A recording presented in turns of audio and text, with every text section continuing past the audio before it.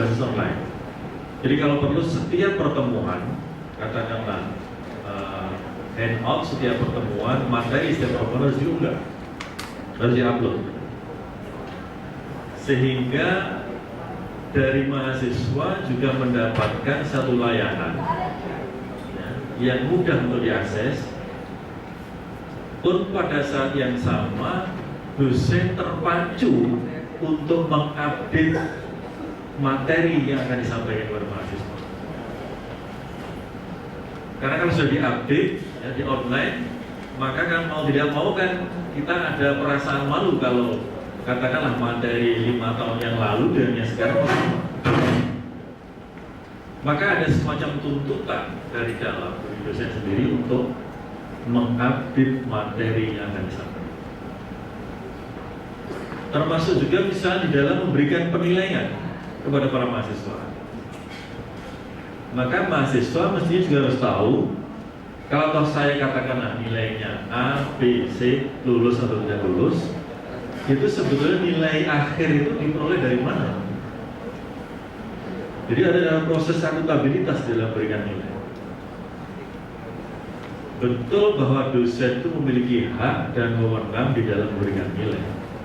Tapi proses memberikan nilai itulah yang harus akuntabel.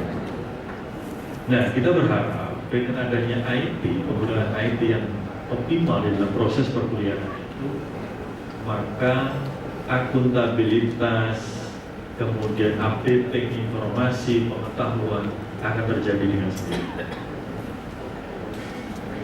Yang kedua adalah saya kira sudah ada surat edaran dari Dikti, mungkin sudah 3-4 tahun yang lalu, bahwa hasil akhir, apakah itu skripsi, apakah tesis, apa disertasi, harus diunggah, harus di-online-kan, ya, dimuat di dalam jurnal online.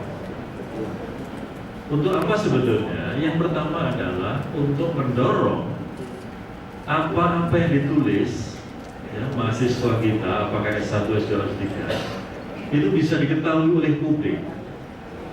Karena ilmu itu sebetulnya bersifat universal.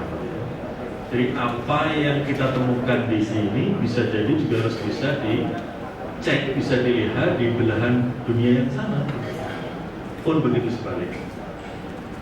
Dan yang kedua yang tidak kalah pentingnya adalah untuk mencegah kebiasaan-kebiasaan yang mengarah kepada plagiarisme, kebiasaan-kebiasaan yang duplikasi itu. Karena dengan diunggah dengan online itu maka akan mudah dilacak apakah ini plagiat atau tidak. Nah, hal-hal inilah yang sebetulnya juga menjadi perhatian penting dari pemerintah dalam hal ini Dikti dan Kopertis untuk mendorong bagaimana perguruan tinggi itu banyak menggunakan proses layannya dengan berbasis IT. Nah, yang terakhir yang saya sampaikan adalah ke depan, gitu ya, saya berharap tidak terlalu lama. Semua layanan, apakah nanti dari Dikti, apakah dari Kopertis, itu akan berbasis online. Ya, mungkin sekarang masih belum banyak, artinya ada beberapa saja, belum semua. Karena kita masih melihat menganalisis lebih dalam. Tapi intinya ke depan, mudah-mudahan tidak dalam waktu yang terlalu lama, ini layanan Kopertis akan berbasis IT. Nah, karena ternyata setelah kita cermati lebih dalam, banyak manfaatnya. Jadi orang Indonesia itu biasanya ketika ada proses pertemuan, ya, itu acap kali menimbulkan transaksi-transaksi. Ya, karena kita itu orang kadang-kadang terlalu baik gitu ya, ada ucapan terima kasih atau apapun namanya, sehingga muncul tips, suap dan sebagainya. Jadi kalau dalam proses layanan ternyata pertemuan itu tidak menambah sesuatu yang bagus, tapi menambah kejelekan. Akhirnya munculnya adalah layanan berbiaya tinggi. Nah, ke depan kita ingin menghilangkan itu semua. Jadi bagaimana proses layanan itu mengurangi sedikit mungkin interaksi antara yang melayani dan dilayani, sehingga betul-betul kita ingin mewujudkan semacam zona integritas.